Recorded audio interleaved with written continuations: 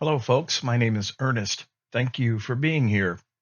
Before I get going into this episode, I'm not intending to be critical just for the sake of being critical. As a matter of fact, it is intended to be helpful, specifically to my relatives from across the pond. Although what I'm about to say is not necessarily specific just to the UK, it's for ordinary people anywhere. So if your country is going to hell in a handbasket, please listen to the end. I can't give you money, but plenty of food for thought. Day in and day out, I am besieged by headlines and videos of how the US and other countries are going to hell in a handbasket. And I believe that certainly, for the most part, it's true. But because I don't have the audacity to make hour-and-a-half videos speculating on whether or not Adolf Hitler had only one ball, or if nihilism is mankind's answer to all their fucking problems, I decided to make it short and sweet and talk about practical, urgent problems in the UK. Now, I chose to talk about the UK in particular as I see the UK as the proverbial canary in the coal mine. And if the UK can't get its shit together, it's very bad news for the future of any and all Western democracies. And dare I say, civilization itself. I am not exaggerating. I mean exactly what I say. This ultimately comes down to the old adage of not seeing the forest for the trees.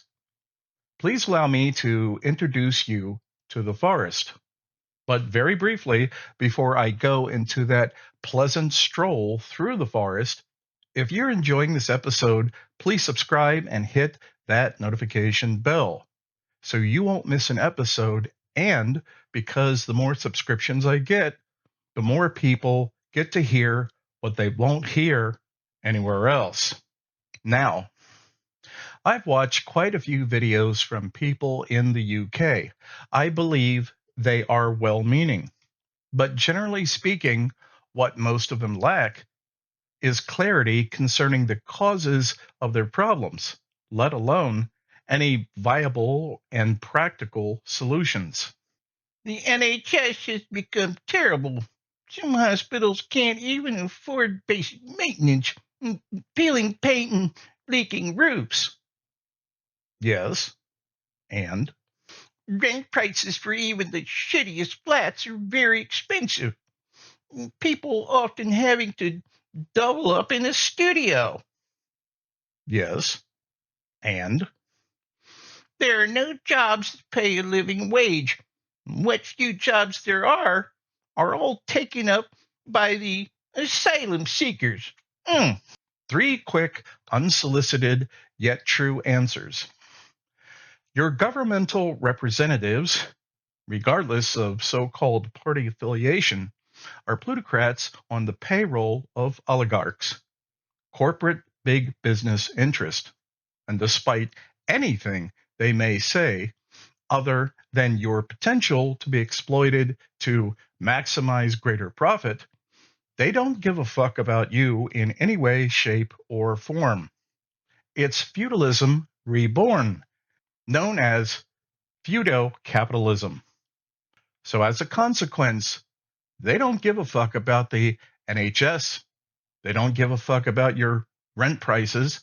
And as far as jobs, paying a living wage, no, they don't give a fuck about that either, especially when they have all those asylum seekers more than happy to work for total shit wages to maximize their profit. And way back when your government started importing these tens of thousands of asylum seekers, you actually fell for the bullshit that the government simply couldn't find enough workers. Oh, excuse me. Couldn't help but fall out of my chair laughing. You totally fell for that governmental slash big business PR masterpiece. They opened the floodgates to those poor, impoverished, oppressed people as your fucking job replacements. And you didn't see that coming? Now, Britain had, for many years, been famous throughout history for having the world's finest navy. So if I were to use your ship, HMS Victory, as a metaphor for contemporary Britain, I would say, to use an old nautical term, she's full of water up to the gunnels. Of course, this huge social and economic shitstorm that you're now having to endure didn't happen overnight. It takes years, sometimes decades, for great nations or even civilizations to collapse. But in the case of the UK, the seeds were sown and the explosive charges set when you allowed Satan's harlot to take residence at 10 Downing Street, Margaret Thatcher. I could go on forever, but I won't. I'll simply offer you necessarily oblique answers of what must be done. But I'm also bearing in mind that I am battling the V'ger effect.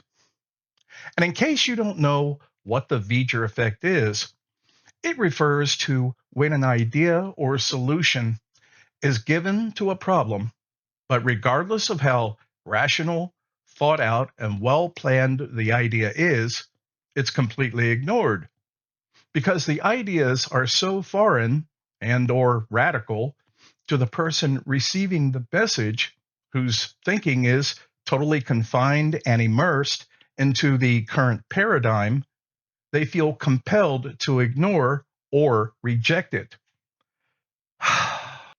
Yet once again, here I go into the breach. So think about this.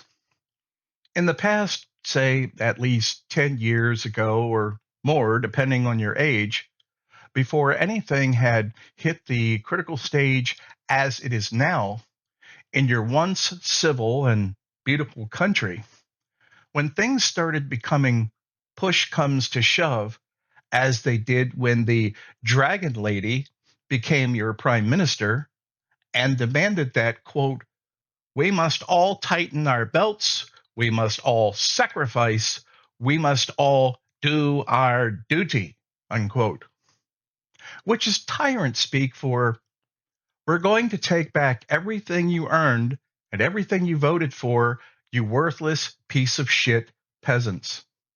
When you heard of Satan's concubine's plans, what did you do? Now remember, I was around back then, and my memory is still pretty good. And I know I would absolutely remember if Britain's citizens would have blown up Parliament, or thousands of Brits had been pissing on the door of 10 Downing Street, or seizing the stolen funds from MPs and all British big business criminals. Yep, I would have definitely remembered that, but for the life of me, I'm simply not remembering any of that. What I do remember were mass rallies with signs, lots of fucking signs. Yes, just to demonstrate that even when Brits, famously known for their calm demeanor and stiff upper lip, are collectively being kicked square in the nuts by a thieving and tyrannical government, they are, in fact, capable of violence. In one particular case, I believe it might have been around 1986, I watched in absolute horror a spectacle of such incomparable violence that it has an official historical title: the Brits Acting Extremely Badly Incident, London, 1986. Yes, I remember quite clearly. I was at a local watering hole talking to an old friend sitting next to me having a beer, when all at once there was all this excitement over the television. Several guys calling out, what the hell? Then uncontrollable laughter. I looked up at the TV and I saw hundreds of people carrying signs, many different messages, but all of them were clearly not happy with Thatcher. But that was only a precursor to the tremendous violence which was about to ensue. At some point, almost on cue, all of the protesters converged on one area and threw their signs into the middle of a blaze. Then I watched in horror as protesters dragged two tires into the flames. And if that wasn't enough, a huge group of protesters actually rocked a police car back and forth until eventually it flipped over. Up until that point in my life, I had never witnessed such defiance, such indescribable courage in shutting down and casting out a creature whose only purpose of existence was to dispense absolute tyranny, impoverishment, and indentured servitude on its citizens. Oh, wait a minute. Thatcher remained in office until November of 1990. I was thinking of her lover, Ronald Reagan. Sorry. Well, I hope that this episode hit the perfect trifecta of informative, instructive, and entertaining. And if you'll excuse me, I'm going to have a well-deserved pint of Guinness. Until next time, this is Ernest, and that's all I've got for today.